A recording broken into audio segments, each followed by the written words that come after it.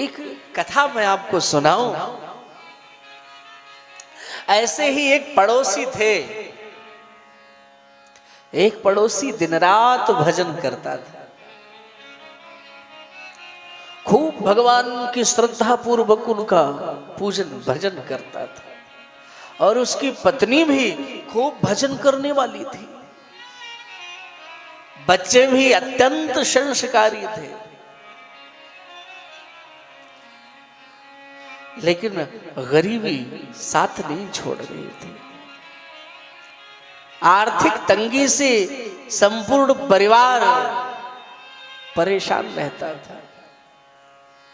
लेकिन उसका जो पड़ोसी था एकदम भ्रष्ट था, क्रेप्ट था। चाहे पति हो या पत्नी हो या बच्चे हो, सब शराबी, जुआरी, नॉनवेज खाने वाले और भ्रष्ट थे। लेकिन हर प्रकार की सुख सुविधा से परिपूर्ण थे वो।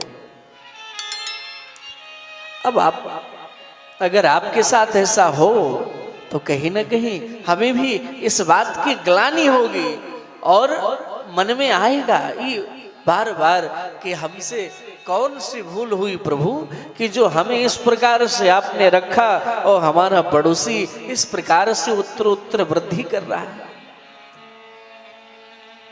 क्या अभिप्राय हो सकता है इसका? तो एक संत से जब पूछा गया, उस व्यक्ति ने पूछा कि प्रभु, हे संत भगवान, हम लोग पूजा करते हैं लेकिन हमारी गरीबी क्यों नहीं जाती? उस व्यक्ति, उस संत जी ने अपनी दिव्य दृष्टि से देखा और देखने के बाद कहा कि हे भैया, तुम्हारी तो इतनी बुरी दुर्दशा होने वाली थी कि तुमको तो भीख मांगने से भी नहीं मिलना था।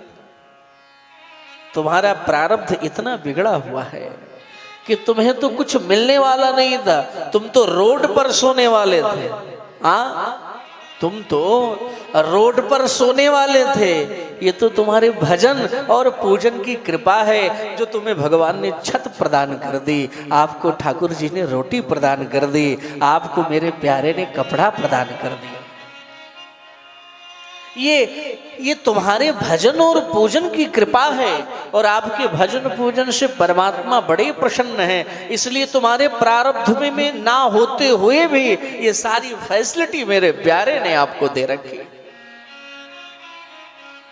यानी तुम्हारी योग्यता नहीं है उतनी जितनी भगवान आपको सैलरी दे रहे हैं।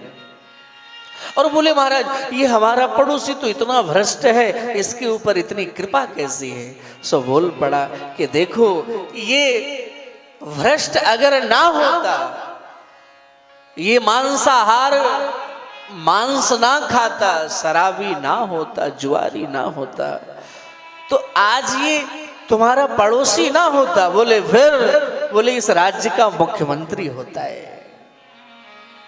क्या होता? इस राज्य का ये मुख्यमंत्री होता, एक राजा के पद पर अभिषिक्त किया जाता। ये इसका कर्म ही है जो इतने बड़े पद से खींच करके यहाँ पर इसे पहुंचा दिया गया है। इसलिए अगर हमारे भी दृष्टि में अगर ऐसा कभी दिखाई दे, ए मेरी माँ, मेरे भाई, तो इस पर विचार करके अपने मन में कभी दुख मत लाना। ये सोचना कि हो सकता है कहीं ना कहीं हमारी ही योग्यता ना हो, उससे ज्यादा हमें भगवान ने दिया है। भगवान पर कभी दोषारोपण नहीं, भगवान को केवल धन्यवाद देना चाहिए कि हो सकता हो हमारी पात्रता इतनी ना हो। हमारी पात्रता से हमारे प्रभु ने हमें बहुत ज्यादा प्रदान कर दिया।